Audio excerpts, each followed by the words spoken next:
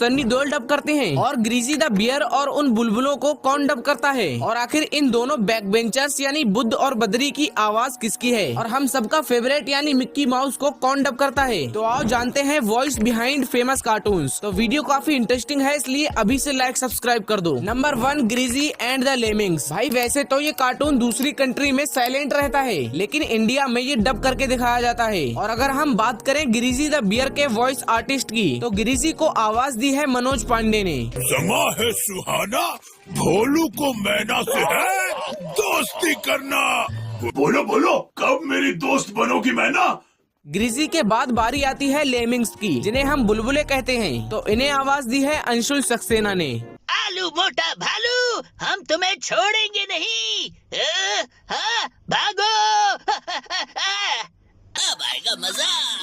सुनो चुलबुले बुलबुलो, formula number 108 समझ गए ना?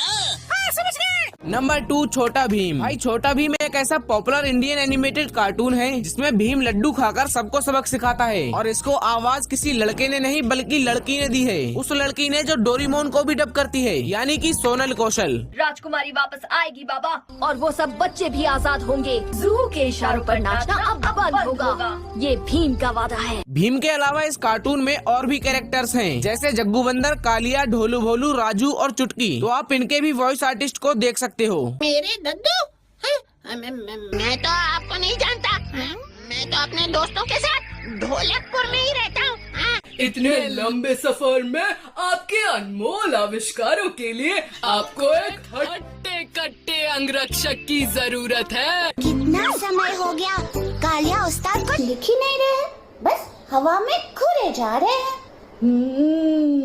लगता है वो कुछ लिख ही नहीं पा रहे।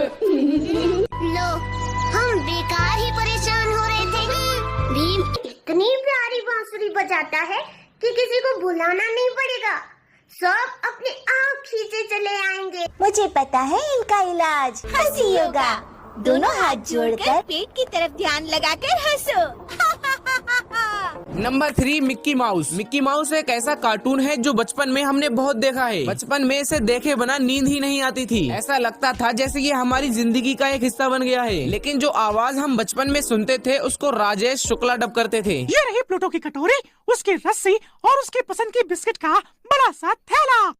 उसे ये तभी देना जब वो तुम्हारी बात सुने। नंबर 4, बंदबुद और बुड़वक। इस कार्टून में 2 शरारती बच्चे होते थे, और ये दोनों बच्चे बैक बेंचर्स थे, जिसमें एक का नाम बुद्धदेव और दूसरे का नाम बद्रीनाथ था। दोनों एक साथ रहते थे और सबको परेशान करते थे। और अगर बात हो इनके वॉइस आर्टिस्ट की, तो बुद्धदेव को डब करती है सोनल कौशल, और बद्रीनाथ को डब करती है पूजा पंजाबी। ये क्या है? ये देखने में तो रूबिक्स क्यूब लग रहा है। अरे पार्टनर, अगर ये रूबी का क्यूब है तो तू अपने साथ क्यों ले आया? कर दी ना बुद्धुओं वाली बात। ये रूबिक्स क्यूब है, इसमें सारे रंग एक साइड लाने होते हैं, और इसके लिए तुम्हें मेरे जितना दिमाग चाहिए। Number 5, the jungle book. अगर आपने द जंगल बुक कार्टून देखा है तो आप इस भालू को तो जानते ही होंगे, जिसका नाम था बलू, और ये भालू मोगली के साथ रहता था। और इसे करंट में कौन डब करता है ये तो मुझे नहीं पता चला। काफी ढूंढने के बाद मुझे एक वीडियो मिली जिसमें बलू को विनोद कुलकर्णी डब कर रहे हैं। भाई ये क्या चीज है। हे, ये तो एकदम ही नया लग रहा है। अब बलू के बाद द जंगल बुक कार्टून में एक और कैरेक्टर था जिसका नाम था का, और ये कभी तो मोगली का दुश्मन बन जाता और कभी तो दोस्त। लेकिन इसके वॉइस आर्टिस्ट भी विनोद कुलकर्णी ही हैं। सुनो बच्चे, यहाँ कैसे आना हुआ? मानव का बच्चा, एक रसीला मानव बच्चा।